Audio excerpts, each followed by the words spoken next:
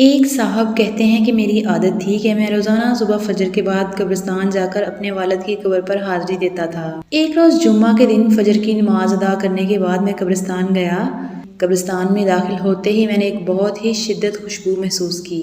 ایسی خوشبو میں نے زندگی میں پہلے کبھی نہیں محسوس کی تھی۔ خیر میں نے والد کی قبر پر حاضری دی، دعا کی تو قریب ہی ایک اور قبر دیکھی۔ معلوم ہوتا تھا کہ ابھی یہ قبر نئی تھی۔ میں نے سوچا کہ اس قبر پر بھی فاتحہ خوانی کر لوں۔ اس غرض سے میں اس قبر پر گیا۔ میں نے وہ خوشبو اسی قبر پر محسوس کی۔ میں نے قبر کی مٹی کو ہاتھ میں پکڑا تو پتہ چلا کہ یہ وہی خوشبو ہے جس نے مجھے بے چین کر رکھا ہے۔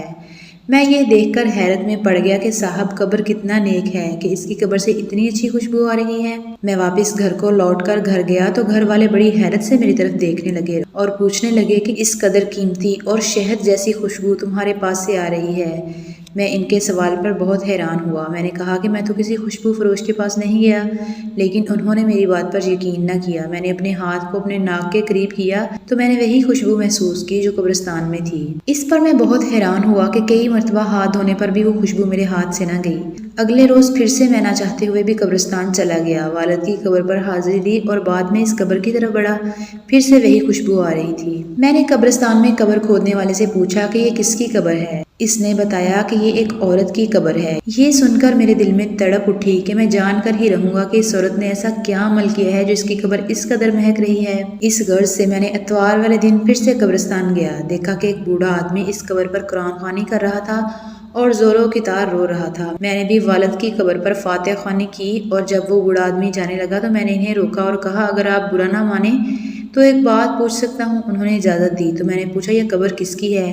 کیونکہ آپ یہاں رو رہے تھے تو سوچا آپ سے دریافت کر لوں۔ انہوں نے مجھ سے پوچھا کہ تم کیوں پوچھ رہے ہو؟ میں نے خوشبو والی وجہ بتائی تو کہنے لگے کہ اس نے عمل ہی ایسا کیا ہے کہ اللہ کو وہ بہت پسند آیا۔ میں نے عرض کی کہ کیا میں وہی عمل جان سکتا ہوں کہ ایسا عمل کیا تھا کہ اس کی قبر اتنی خوشبودار ہو گئی؟ کہنے لگے یہ میری بیوی کی قبر ہے، اس نے 30 سال میرے ساتھ گزارے ہیں۔ میں 3 بہنوں کا اکلوتا بھائی تھا۔ امی اور ابو کو میری شادی کا بہت شوق تھا۔ جب میں کچھ کرنے لگا تو امی نے میری شادی اس سے کر دی۔ شادی کی پہلی رات میں نے اپنی بیوی کا گھونگھٹ اٹھانے سے پہلے اپنی پگڑی اس کے قدموں میں رکھ دی اور کہا کہ مجھے معاف کر دو، میں تمہارا حق ادا نہیں کر سکتا ہوں اور ماں کی خوشی کی خاطر میں خود غرض ہو گیا تھا، تمہاری خوشی کو نظر انداز کر دیا۔ غرض یہ کہ میں نے اسے صاف صاف کہہ دیا کہ میں نامرد ہوں، تمہاری خواہشات کو پورا نہیں کر سکتا، اگر تم چاہو تو مجھے چھوڑ کر جا سکتی ہو۔ اس نے میری پگڑی اٹھائی اور دوبارہ میرے سر پر رکھ دی اور کہا کہ جیسے بھی ہو اب میرے شوہر ہو، مجھے آپ ہر حال میں قبول ہیں۔ اس نے گھر والوں کی جلی کٹی باتیں بھی سنی اور بانجھ ہونے کے تانے بھی سنے، لیکن اس نے میرا پردہ رکھا۔ اس نے سب کچھ سننے کے باوجود مجھ سے کوئی گلہ شکوہ یا کوئی شکایت نہیں کی۔